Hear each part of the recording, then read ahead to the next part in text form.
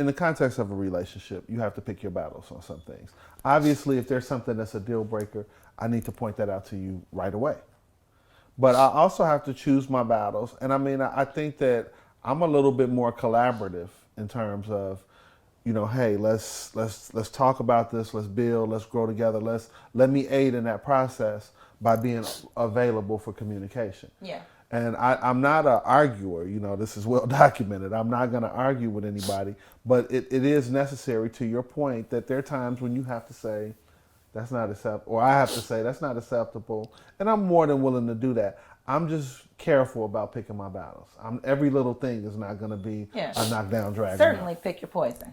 Yeah. And I mean, I think that, that strong woman, she needs a strong man that knows when to choose, when to say yes, when to press the buttons, what's a red button issue and what's not a red button issue. Yeah. What you thinking? That was it. No, I'm just, I'm reflecting upon this whole conversation and thinking about, it's so many people, and I'm not thinking about the millennials, but there's so many people our age who've slowly done this change and this shift in their thinking, in which now the women are leading, and they're telling, because like I said, women are making more money. Go take out the garbage. Go I want my meals cooked when I get home. That's horrible. Yeah, and because women are now packing heat and carrying guns, they're feeling like the protector. And I don't ever want to feel like I'm the protector. I'm the boss of my relationship. I run things. I'm not. I don't mind playing beta to a man who I feel like is leading me in a good way. Who I feel comfortable following. Absolutely. Yeah. And I don't mind doing that. And I think a lot of women are feeling quite the opposite and feeling like I will never submit to any man. And that's just not my way of thinking. I'll submit if I feel like you are treating me well and I feel protected emotionally by you and supported. And I think that is, to me, that's alpha. I think that it's so important when you have an alpha woman to have a strong man, because you have to. Because, I mean, in a lot of cases, there are not enough alpha women that can be mentors to that very same woman. So the man, you have to have that sanctuary somewhere in your life where you have somebody you can bounce stuff off of, a partner, a person who has your best interest at hand. And lack of there being, enough mentors, because I'm not going to say that there are not any, because we know that there are. Mm-hmm. But a lack of having enough, that's when that relationship at home has to be solidified. It has to be where I'm building you up, I'm getting you prepared. I'm, at those times that I need to shelter you and just in my arms, I'm doing those things. But also, I have to be somebody that understands that it's not a lot of resources, or you don't have a lot of the traditional resources that someone else may have. So in the context of the traditional roles, like what we talked about initially, the proposal, again, it's not for me, obviously not for any of us.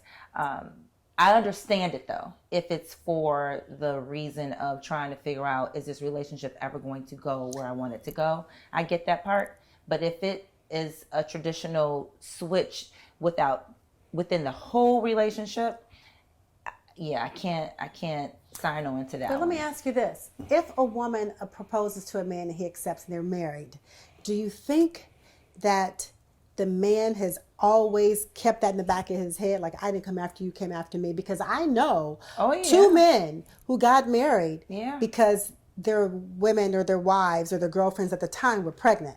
Every argument he's thinking that. And every time they have a problem, he always says, and I didn't choose you. He always thinks, I married you because you were pregnant. Like these men have voices. I only married her because she was pregnant. And they've been married for like 15, 16, 17 years. But that's still, to this day, these two men always think I married her because she was pregnant. But I still don't think that is enough to tank the relationship. We get married for different reasons. Well, you know what I mean? But somebody gets pregnant. If you somebody needs marry John, insurance, anything. If you marry John and you ask John to marry you, I'm wondering, for the rest of your marriage, does John look at you differently and think, okay, well, you came after me? I just wonder, like, how Like, is he they, going to mistreat her because of that? not necessarily mistreat, but is there a level of arrogance? Is there something that is a little different from the man who traditionally proposed to his wife? I know somebody who this is a real thing. You know what I mean? Like, he got married because the lady was pregnant, but this is somebody who values marriage. This is somebody who believes that it is truly ordained by God. And regardless of how they married her got because she there, was pregnant. So did he ask her, or did she ask him? he probably asked her. So that's not But what it's I'm still saying. the reason. But It's different. But I've heard older men also tell the story of how, while they did propose to their wives gave them no other choice. Ultimatums kind of, sort of? Not necessarily, that's a big word, but there were certain privileges that were cut off. There were things that like, hey, I'm not going to that, or I'm not going to do this. That's we need to be building towards. They something. had choices. They could have broken it off, because you always have choices. I'm not saying that they didn't, but I'm Okay. saying that I've heard these guys tell the story, and I mean most of them have told the story fondly. Like, she let me know that it was time to stop playing around. Yeah. She let me know that I wasn't gonna get the And rest I of her know that youth. to be the case for a lot of couples. And they're Well, still married yeah. today. And they're basically were like, listen, enough is enough. When are we going to get married? But that man still made the decision to go after her and to go and pursue the marriage thing. I'm wondering if, when the woman proposes, does the man feel a certain way for eternity? I think in both those situations, the man feels a certain way for eternity. I could see how a person could feel a certain way, but at the same time, But he was attracted to that alpha woman from the beginning. She didn't just become an alpha woman when she wanted to get married. Something about that personality, that go-getter, that doer, that mover, that shaker, he was attracted to. And at the end of the day, he was just like, I may have not have been ready right at that moment, but yeah, I was eventually going to get ready. So let's do this thing. as a traditionalist, as I think this through, I probably wouldn't want somebody to take away that opportunity to ask. So I don't know that, because I've never done it. Because obviously. you're a hunter. Yes, Yeah. but And you I don't. want to do what's innate for you. I don't know that I could never forgive her for that, or I would bring it up as Forgive? Whoa. You would be resentful then. well. If I'm holding on to it beyond it happening, then yeah, there is a level of resentment there. Because if I just if I do it and I'm so happy to be married, that's the ideal situation. Anything other than that, if I'm holding on to it in any way, then that's a level of resentment. And I mean, for me personally speaking, for myself, I could see a scenario where I might feel a certain way if you didn't give me that opportunity to ask you. Okay. Would it be a deal breaker? I don't know. At this moment in time today, sitting on this couch, but I could see how I could feel differently about it, honestly. Yeah. Listen, I couldn't ask a guy. I couldn't either. Yeah, I just wouldn't do it, couldn't do it, won't ever do it. But I would not have thought that, I guess, that the guy would be feeling like that, like resentful if it happened. That's enlightening. Again, because I'm a traditionalist, and traditionally men ask women. So you're asking me to do something that goes against what I honestly and truly believe.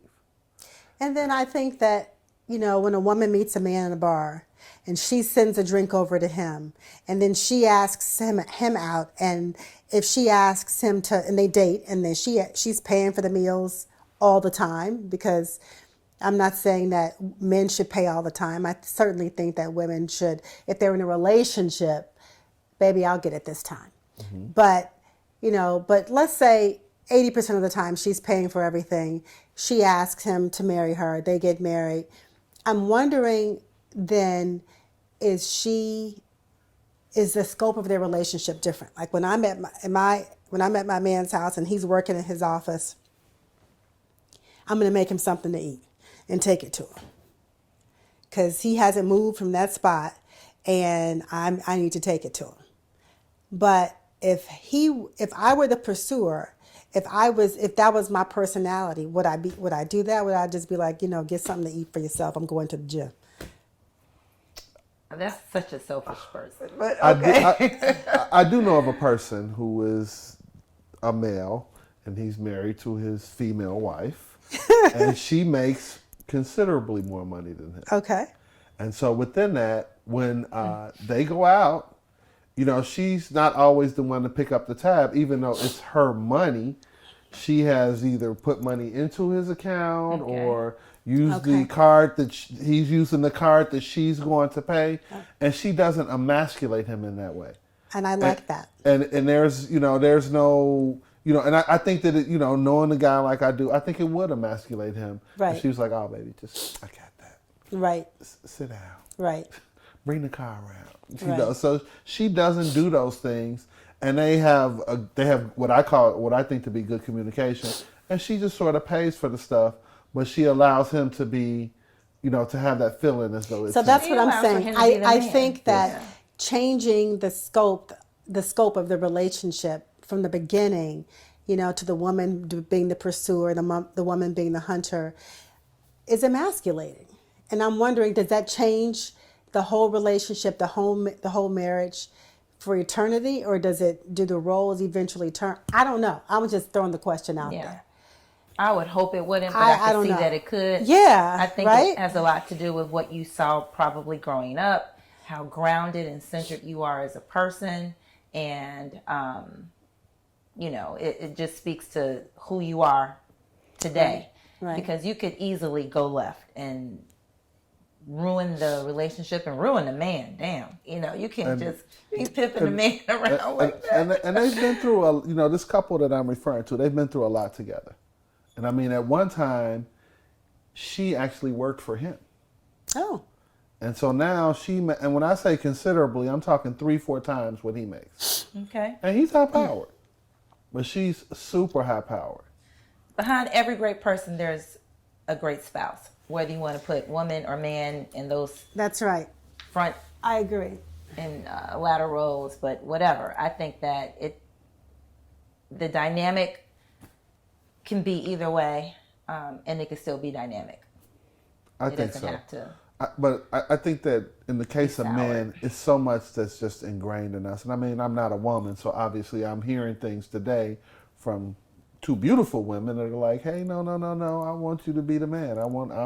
I'm as traditional as you are." So that's refreshing for me, because I only see it from my perspective. I only see that I'm a traditional guy. I want to be traditional.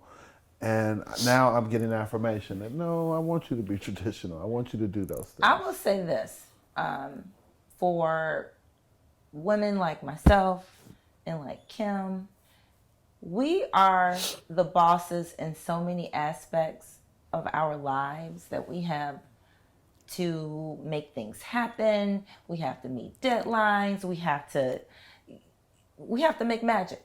It is refreshing when we have a partner that we can allow to lead us. It is so easy to submit.